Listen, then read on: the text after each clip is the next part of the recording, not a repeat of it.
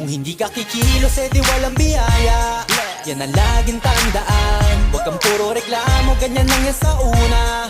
Basta sipag at tiyaga, di na mahalaga kung mabilis o mabagal. Huwag lang magkulang sa gawa. Maniwala ka lang, lahat din ay magbubunga. Basta tuloy-tuloy ka lang. Oo, minsan kakapagod, pero hindi huminto. Tuloy-tuloy sa pag-abante, di na nga lumiko. Kahit sa haba ng binyahe, aral din ang napupulot. Sa trabaho, doble kayod, minimum man ang pasahod. Pero di naging hadlang at masasabi ko lang, sa umpisa ang mas mahirap dyan ang katamaran.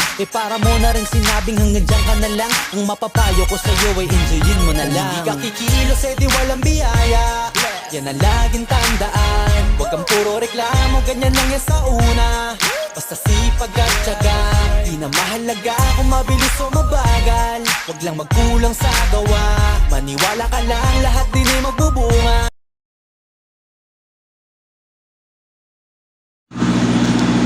Turuan muna natin ngayon ang isa nating kasama na magputol ng bakal gamit ang acetylene.